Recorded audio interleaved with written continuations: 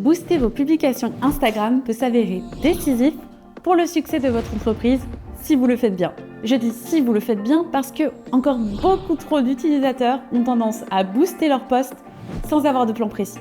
Et ça, en termes de budget, c'est souvent du gâchis. Si vous souhaitez vraiment optimiser vos résultats, c'est-à-dire gagner en visibilité, en interaction et accessoirement en revenus, il y a 3 choses à savoir. Quel post booster, comment configurer le boost et comment analyser la performance. Coucou tout le monde, c'est Charlène de HubSpot Academy. Et aujourd'hui, je vous dévoile les 3 règles à respecter pour un boost Instagram réussi. Et pour compléter tout ce que vous allez apprendre avec moi aujourd'hui, vous trouverez en haut de la description de cette vidéo un lien vers le guide HubSpot gratuit pour réussir sur les plateformes Meta. Vous y trouverez, entre autres, plein de conseils pour optimiser votre activité sur Instagram et gagner rapidement des followers. Premier lien en description.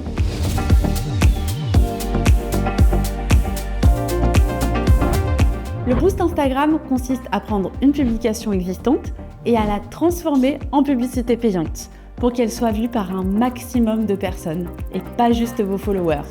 Tout simplement.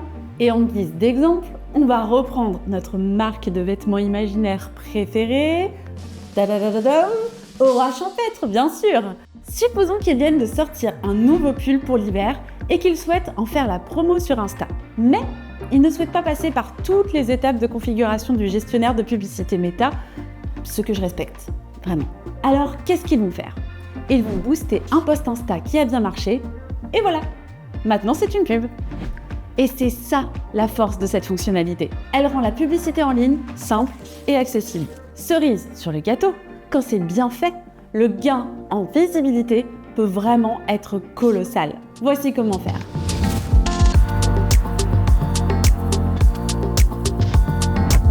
Une erreur extrêmement commune consiste à booster le mauvais post, faire un énorme bid et ensuite se demander pourquoi on a fait un énorme bid. Voici comment choisir le post le plus susceptible de marcher.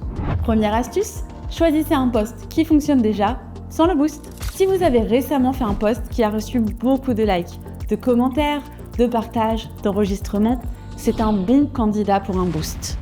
Et ça a du sens en fait. Ce post a déjà prouvé sa popularité auprès du public. Et souvent le contraire est vrai aussi. Si vous faites un post qui reçoit très peu d'engagement, le public ne l'a manifestement pas trouvé intéressant. Si vous boostez un tel post, il va juste être inintéressant pour encore plus de monde. Tout simplement, les gens vont scroller et vous aurez gâché votre argent. Avouez que c'est triste. Deuxième astuce, faites attention au timing de vos boosts.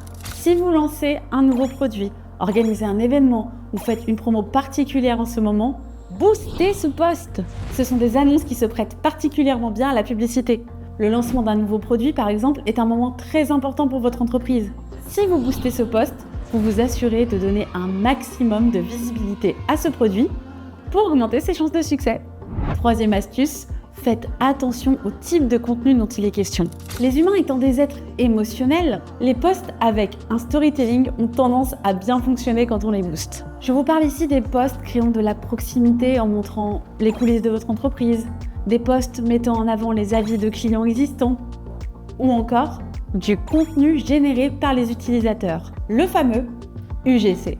Ces posts fonctionnent car ils ont une dimension humaine et pas juste une dimension business. Cependant, si ça se trouve, vous n'avez actuellement aucun post existant remplissant un des critères que je viens de décrire. Et dans ce cas, il faut le créer. Bien vu Sherlock, hein. Voici quelques idées. Montrez le processus de fabrication ou de préparation de l'un de vos produits. Ça donne une vibe authentique à votre marque. Partagez une astuce sympa que votre audience trouverait utile.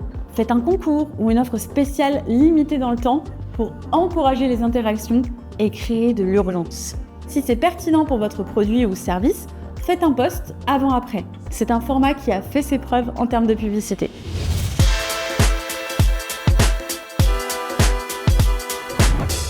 Vous avez choisi un post à booster, c'est bien. C'est ici que beaucoup d'utilisateurs vont juste cliquer sur « Booster » et espérer que ça marche. Mais nous ne sommes pas comme tout le monde. Non. Nous, on va pas faire ça. Soyons stratégiques. Lorsque vous boostez un post Insta, il y a une première décision à prendre. Est-ce que vous souhaitez utiliser une configuration que vous avez déjà préparée via votre gestionnaire de publicité Meta Ou est-ce que vous voulez juste créer une publicité Insta complètement indépendante de tout ça?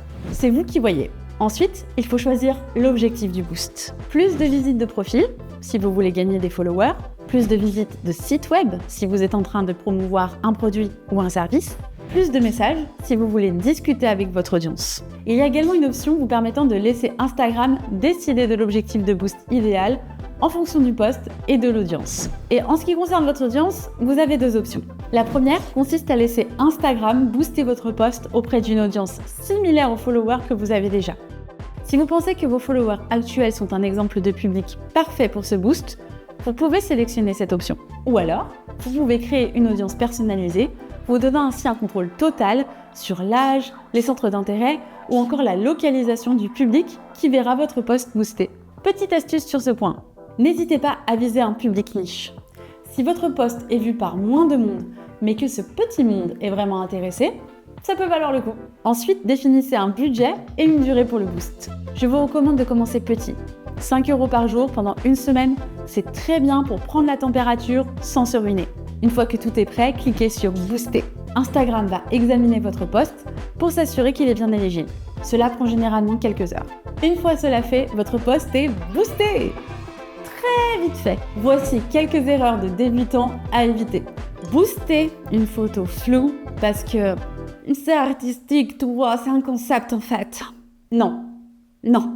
Ciblez trop de monde. Si notre post boosté est montré à un grand nombre de personnes, mais que ces personnes ne sont pas intéressées par votre contenu, vous aurez perdu votre argent.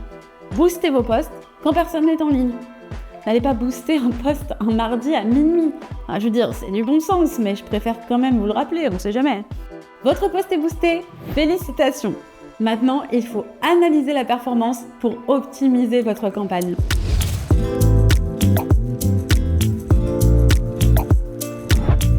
Les likes, c'est bien, mais l'analyse de performance sur Insta, ça va un peu plus loin que ça. C'est là que l'onglet statistiques d'Instagram entre en scène. On veut savoir si on a généré des clics, des visites de profil, des conversions. Prenez également le temps d'évaluer votre retour sur investissement. Combien avez-vous dépensé? Qu'est-ce que vous avez gagné? Si vous avez fait un bid, peut-être qu'il faut revoir votre audience, le contenu que vous avez boosté, voire même l'offre mise en avant.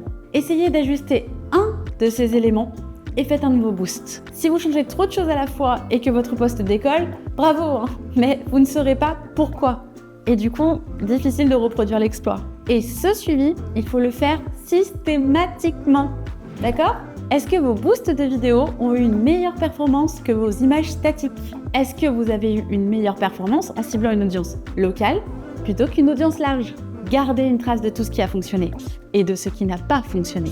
Ça vous aidera à prendre de meilleures décisions à l'avenir.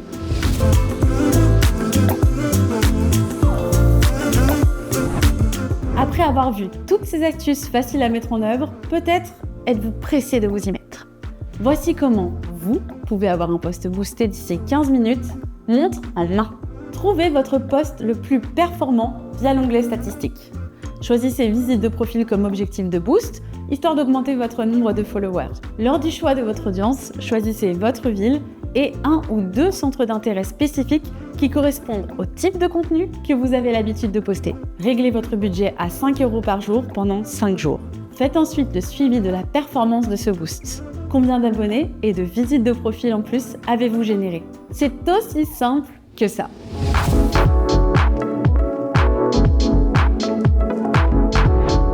Le boost Instagram est un outil pouvant vraiment faire la différence pour une entreprise cherchant à gagner en visibilité en ligne. Suivez les conseils que vous avez entendus aujourd'hui et contemplez avec émerveillement votre nombre de followers augmenter.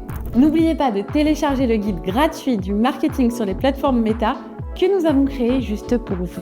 Vous y trouverez tout ce qu'il faut pour gagner en visibilité pour vos posts organiques et pour vos publicités. Vous le trouverez tout en haut de la description de cette vidéo. Et comme d'habitude, si vous avez aimé cette vidéo, n'oubliez pas de nous laisser un like, de vous abonner et de cliquer sur la cloche pour ne rien rater de notre prochain contenu. Sur ce, je vous laisse.